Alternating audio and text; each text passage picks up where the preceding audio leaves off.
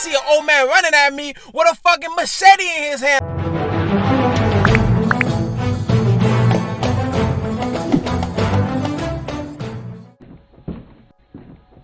So I'm gonna tell you guys the story of the time I almost got mauled by a dog for stealing some coconuts. And wait. Before you judge me, it was not my intention to steal. It just ended up that way. So here's how it went down. Me and my friend had previously agreed we was finna go look for some coconuts. So we got in my car one day and we started cruising the neighborhood. So we're cruising through this neighborhood trying to look for coconuts that are good. You feel me? I can't explain to you how I know that they're good. I just know it's an island tang. You feel me?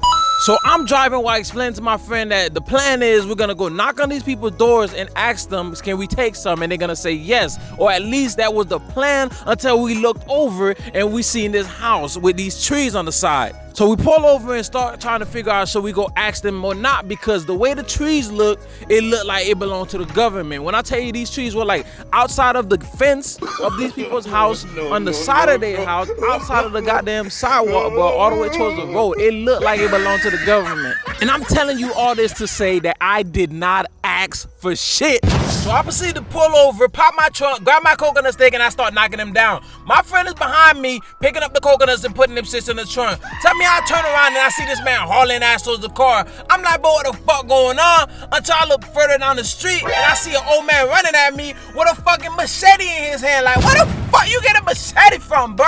Like, put that shit away, bro. What the fuck? So me being a calm individual, I didn't panic because I figured I could just explain myself to this man and he'll understand the situation. That was the plan until this man started talking to me in broken English, bro. Which means this man is from the islands, and I almost cried because I understood that the island people love their fucking coconuts and mango trees more than they love their own family, but my life was over.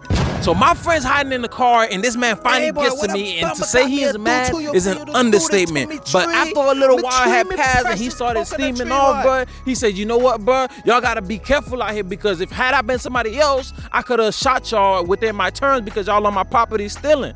So he gives us a warning, we get back in the car, we drive away with the intent to go home. Hear me out.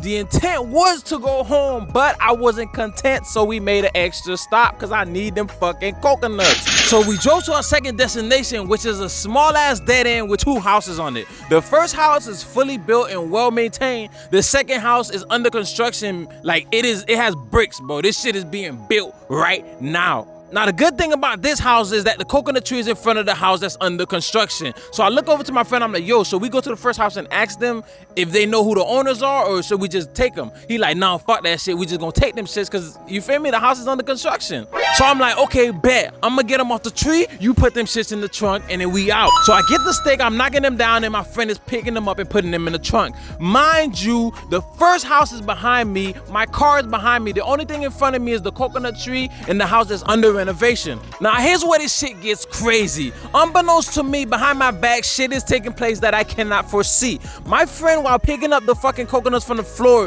sees this guy from the first house look at him and is mad that we're picking up the shit. So instead of telling me, this man grabs the shit, goes inside the fucking car, closes the door, and just vanishes. So I turn around like, yo, bro, are we done? And I'm like, yo, where the fuck this man went? So I'm outside looking for this man, calling his name, and this man is not answering. Tell me how I turn around and I see this big ass dog running towards me, bro. And this man behind him is walking, talking about, yo, what y'all doing to my tree? I'm like, bro, what the fuck? Bro, why this shit keep happening to me?